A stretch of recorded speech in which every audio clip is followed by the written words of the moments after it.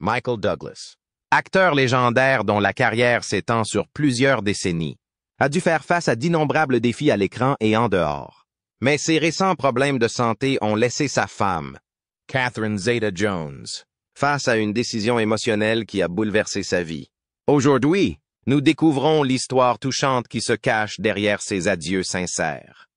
Si Michael Douglas vous a déjà inspiré par ses incroyables performances, tapez 1 dans les commentaires. Si vous êtes ici pour en savoir plus sur son parcours personnel, tapez 0 et explorons ce chapitre profondément émouvant de sa vie. La vie avant la célébrité. Michael Kirk Douglas est né le 25 septembre 1944 à New Brunswick, dans le New Jersey. Le célèbre acteur Kirk Douglas et l'actrice bermudienne Diana Dill accueillent leur premier enfant. L'enfance de Michael a été marquée par Hollywood et le monde du spectacle. La jeunesse de Michael est riche et difficile. La carrière de Kirk était bonne, mais il était souvent éloigné de sa famille, ce qui mettait à rude épreuve leurs liens. Les parents de Michael ont divorcé lorsqu'il avait 7 ans, en 1951. Cet événement a profondément affecté Michael et Joel, son jeune frère. Michael a gardé un contact étroit avec son père après avoir emménagé avec Diana. Il rendait régulièrement visite à Kirk sur les plateaux de tournage et s'intéressait au métier d'acteur. Lors de ses excursions, il rendait visite à son père et découvrait le métier de cinéaste. La scolarité de Michael a également façonné son destin. Il a commencé à l'école Allen Stevenson de New York, réputée pour ses études rigoureuses. Il a ensuite rejoint l'école Eagle Brook à Deerfield, dans le Massachusetts, qui offrait un cadre plus décontracté à l'écart de la ville. Sa destination finale est l'école Choate, aujourd'hui Choate Rosemary Hall, à Wallingford, dans le Connecticut.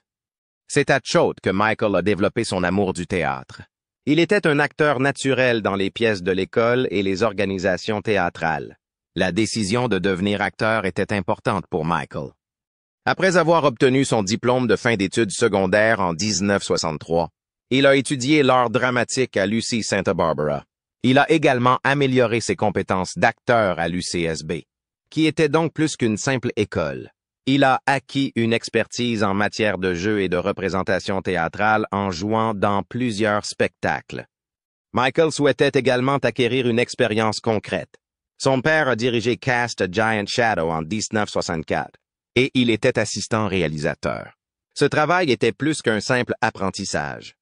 De ce fait, il a bien compris la réalisation d'un film. Il a assisté au processus de tournage, de la réalisation à la production, acquérant ainsi une expérience précieuse pour sa carrière. À l'âge de 19-65 ans, Michael Douglas disposait d'une solide base pour sa carrière dans le monde du spectacle. Ses parents étaient des artistes. Sa scolarité était bonne et ses années de carrière lui ont permis d'acquérir les compétences dont il avait besoin pour réussir. Il s'est développé sur le plan personnel, a acquis des connaissances académiques et une expérience pratique pendant cette période, ce qui l'a aidé à devenir un acteur célèbre. Début de carrière. Michael Douglas a commencé à jouer en 1968, après avoir obtenu un diplôme de théâtre à l'Université de Santa Barbara. Au début de sa carrière, il a travaillé dur et cherché la reconnaissance. Il a commencé par obtenir de petits projets télévisés pour construire son CV et sa réputation. La première grande apparition de Michael dans un film est Hail Hero en 1969. Il y incarne Carl Dixon, un jeune homme qui s'engage dans la guerre du Vietnam, dans le film de David Miller. Michael a été nommé au Golden Globe du meilleur espoir masculin pour sa performance dans le film, malgré son échec financier. Cette position a fait progresser sa carrière déjà en cours. Par la suite, Michael a joué plusieurs rôles. En 1970, Robert Shearer réalise et joue dans Adam at 6 a.m. Il y incarne un citadin désabusé envoyé à la campagne pour y trouver un sens à sa vie. Malgré un accueil mitigé, le film a donné à Michael d'autres occasions de montrer ses talents d'acteur et sa diversité. Michael a été choisi pour jouer dans Summer Tree, le film d'Anthony Newley, 1971, en raison de sa volonté d'interpréter des rôles importants. Ce film examine les effets durables de la guerre du Vietnam sur la jeunesse américaine. Malgré son échec commercial, ce film a renforcé l'image de Michael en tant qu'acteur sérieux, capable de s'attaquer à des problèmes de société importants. La carrière de Michael s'est améliorée après son apparition dans 1972 to 1976 The Streets of San Francisco sur ABC. Entre Karl Malden et lui-même, il incarne l'inspecteur Steve Keller. Le succès de la série lui vaut 3 nominations consécutives aux Emmy Awards pour le meilleur second rôle dans une série dramatique, parce que le programme est un succès et qu'il lui permet de se faire connaître à Hollywood, tout en étant populaire à la télévision.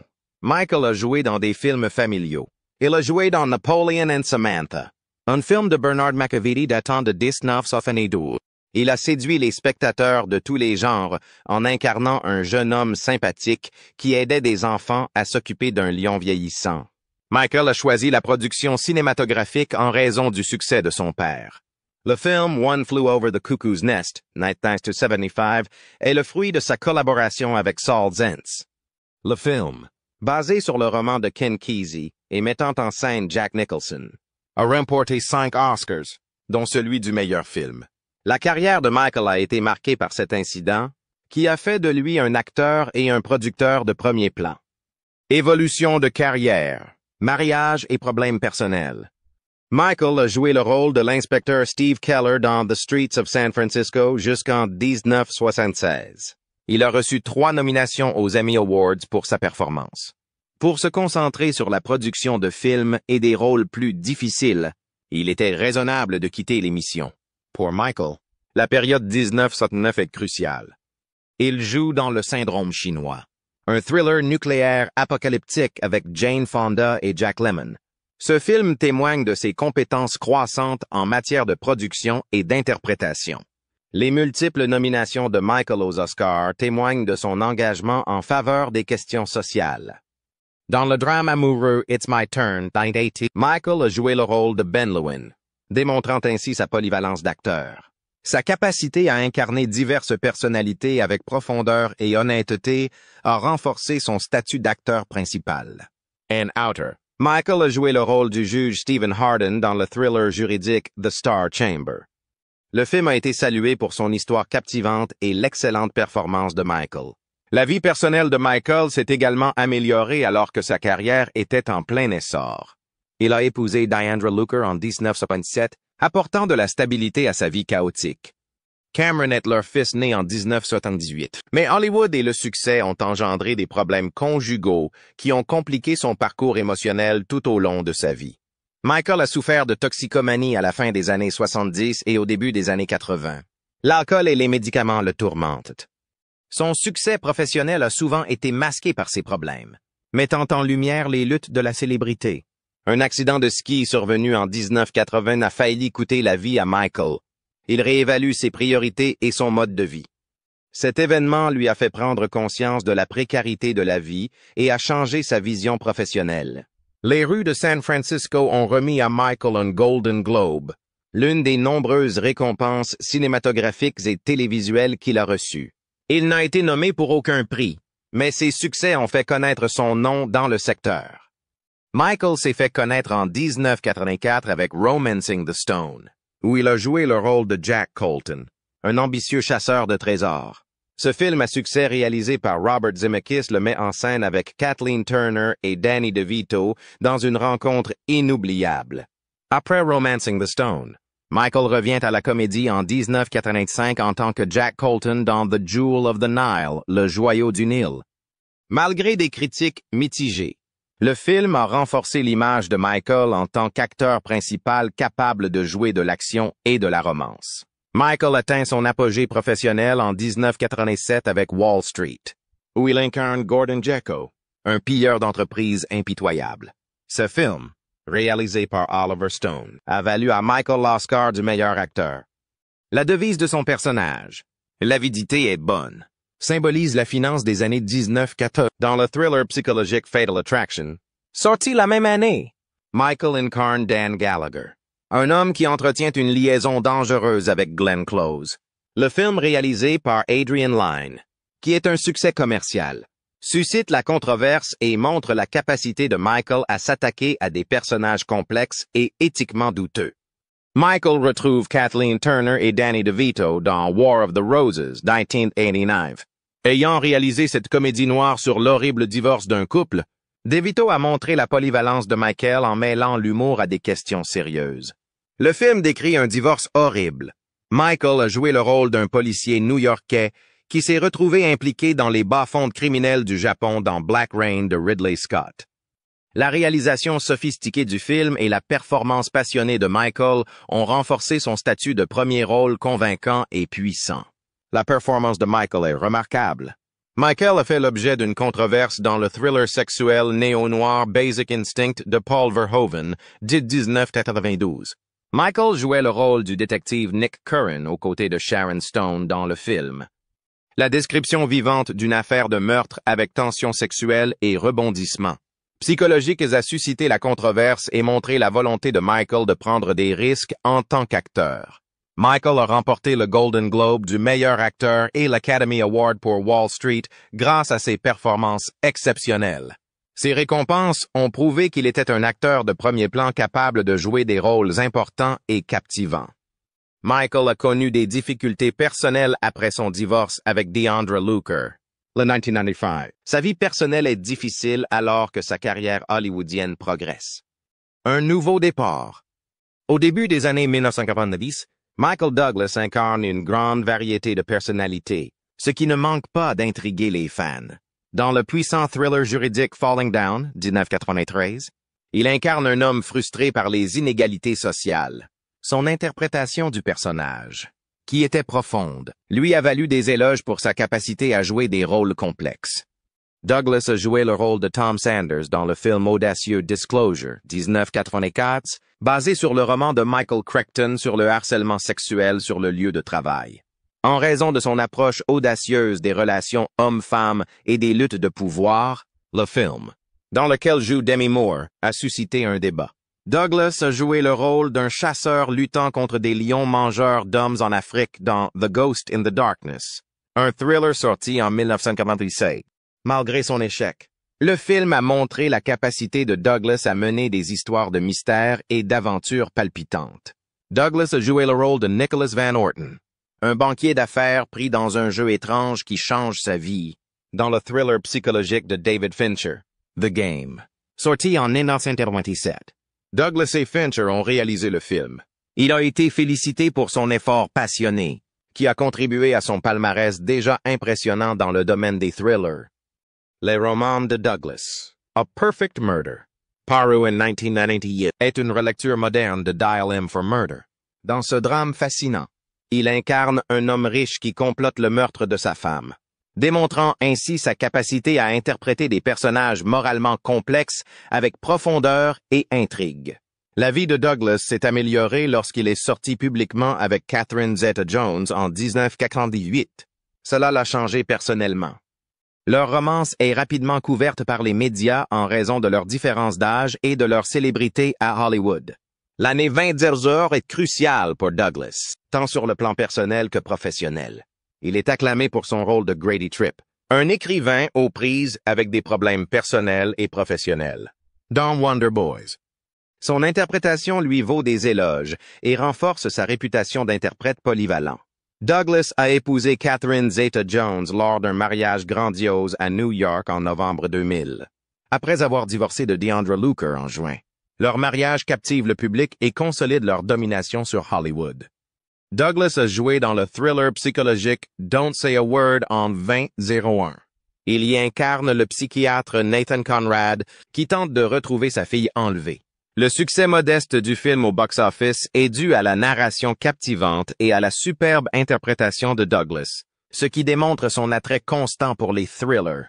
En plus de mon travail d'acteur, je me base avec ma famille et ma santé. Au début des années 2000, Michael Douglas a joué dans plusieurs films et a travaillé avec sa famille. Il a joué dans le drame poignant It Runs in the Family 2003 avec son père, Kirk Douglas, et son frère, Cameron Douglas. Cette scène était essentielle car elle mettait en valeur le talent d'acteur hollywoodien de la famille Douglas. La même année, Michael apparaît dans la comédie The In-Laws dans le rôle de l'agent de la CIA Steve Tobias. Son interprétation a ajouté une touche humoristique au récit plein d'action, démontrant sa capacité à mêler comédie et drame.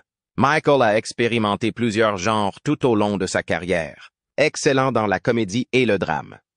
Il a joué le rôle de Mim Thompson, un beau-père oppressant dans un contexte familial amusant.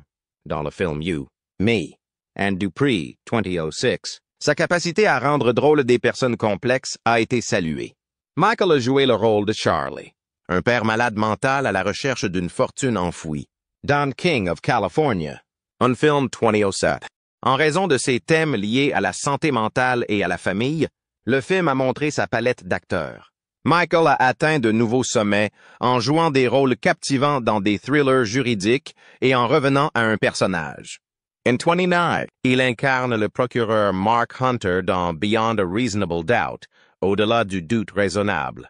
Un thriller captivant sur la tromperie judiciaire et la justice. Son interprétation d'un personnage en proie à des conflits moraux a approfondi l'image. La même année, Michael a captivé le public en incarnant Ben Kalman, un ancien concessionnaire automobile aux prises avec des problèmes personnels et professionnels. Dans Solitary Man, son numéro a montré sa capacité à rendre authentique des personnes imparfaites, et le public l'a apprécié. Michael est revenu triomphalement dans le rôle de Gordon Gekko dans la suite de 20 d'In Wall Street. Money Never Sleeps, l'argent ne dort jamais. Son interprétation du légendaire pilleur d'entreprise en pleine crise financière a été saluée, faisant de Gekko l'un de ses personnages les plus reconnaissables. Entre ses succès en affaires, Michael a eu des problèmes personnels qui ont fait la une des journaux. En 23, une femme l'a poursuivi pour comportement inapproprié, reflétant ainsi la surveillance dont font l'objet les célébrités. L'affaire a été rejetée pour manque de preuves. Cameron, le fils de Michael, a été arrêté pour possession de méthamphétamine en 2009. Cet événement a été éprouvant pour la famille et a mis en lumière les difficultés liées à la gestion des problèmes personnels en public. En 2010, on a diagnostiqué chez Michael un cancer de la gorge de stade 4, qui a ensuite été diagnostiqué comme un cancer de la langue. C'est l'un des combats les plus difficiles qu'il ait eu à mener. Après une chimiothérapie et une radiothérapie, il a annoncé au début de l'année 2011 qu'il avait vaincu le cancer. Malgré sa convalescence, il a subi des contrôles de bien-être mensuels.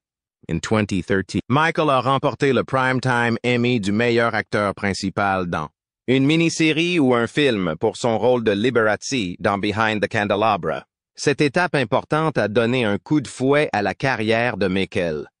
Son interprétation du musicien flamboyant lui a valu des éloges et a démontré son talent d'acteur. Michael est bouleversé lorsque son fils Cameron est condamné à une longue peine de prison pour avoir consommé de la drogue pendant sa détention. Les problèmes de la famille s'en trouvent aggravés. Après avoir remporté un Emmy, Michael connaît un succès considérable à Hollywood. Il joue le rôle d'un des 4 amis lors d'un enterrement de vie de garçon à Las Vegas dans la comédie Last Vegas 2013. Robert De Niro, Morgan Freeman et Kevin Kline y jouent également. Le film met en valeur le charme et l'esprit de Michael.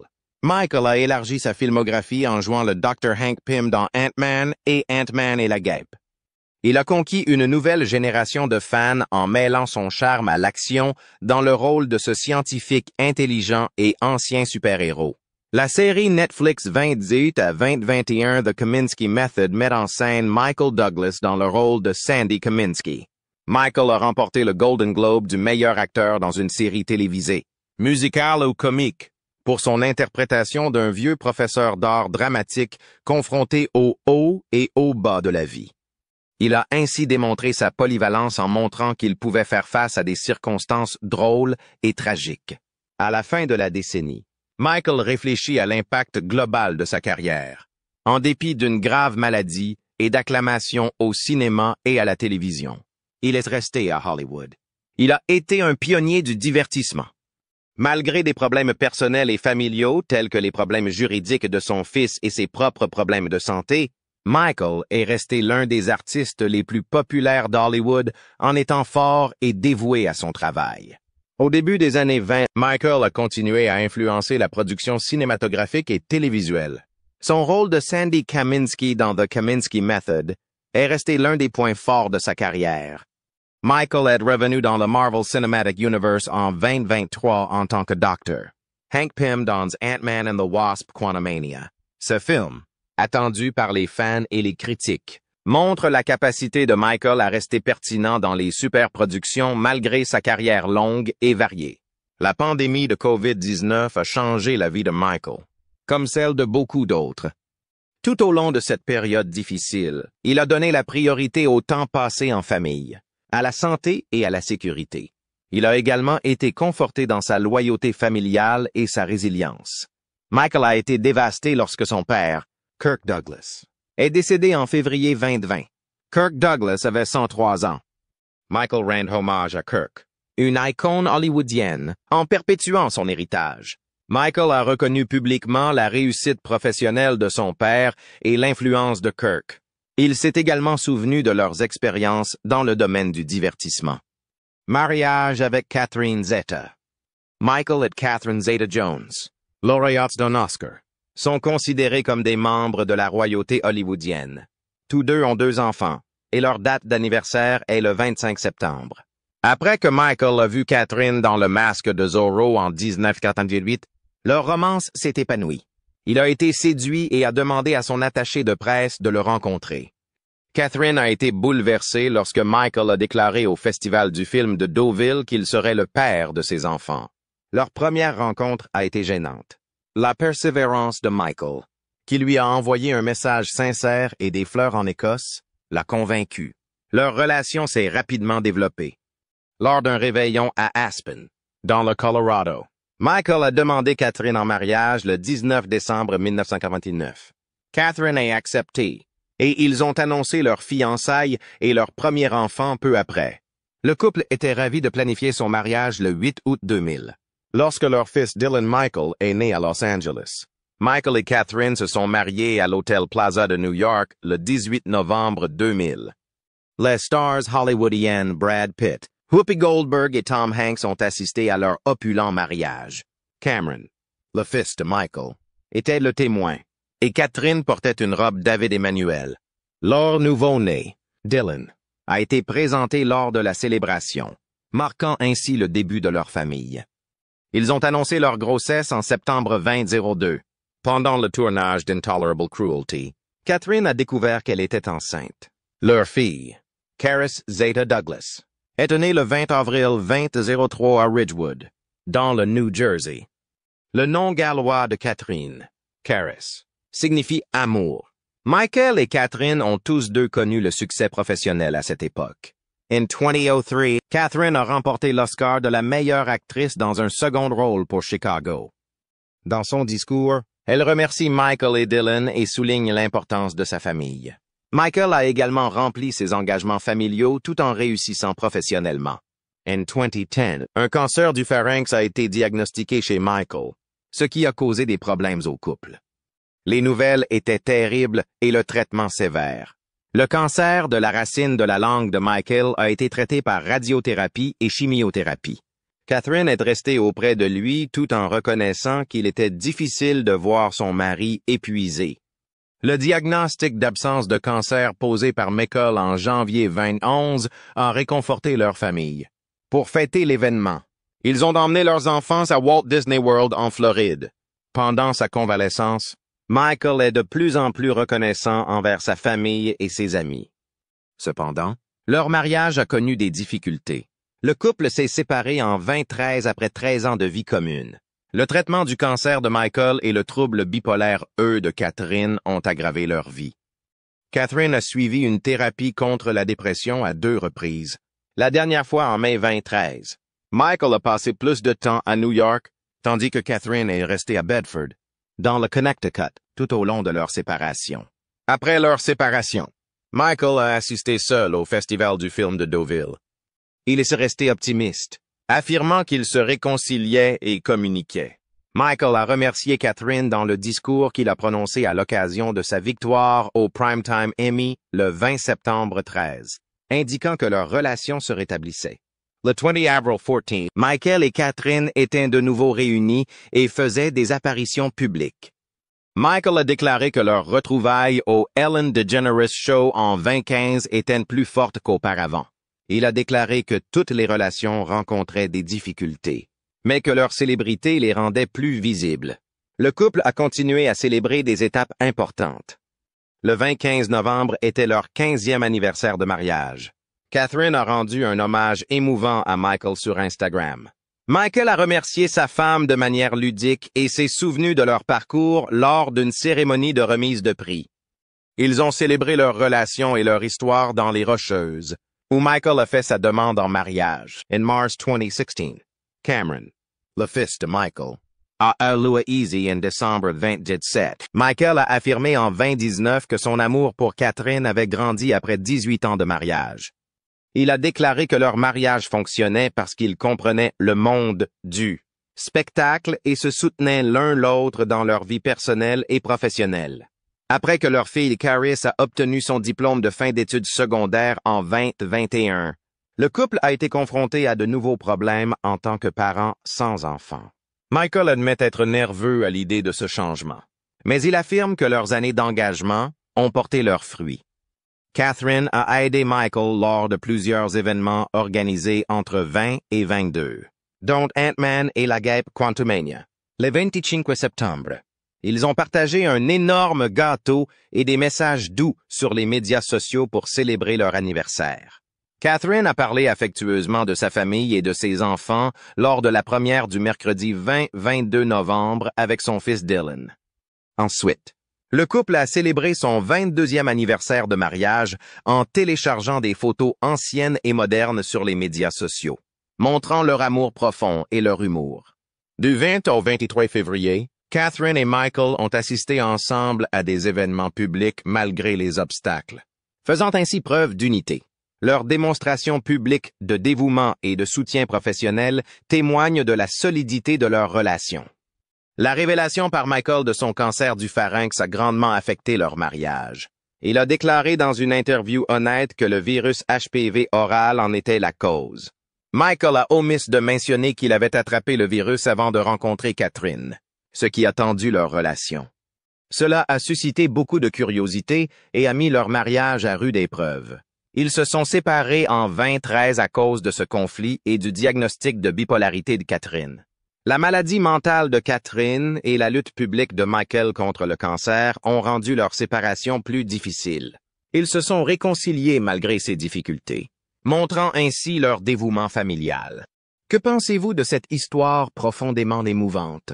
Partagez votre rôle préféré de Michael Douglas ou un message de soutien au couple dans les commentaires ci-dessous. Et n'oubliez pas d'aimer, de vous abonner et d'appuyer sur la cloche de notification pour plus d'histoires inspirantes sur les personnes qui ont touché nos cœurs.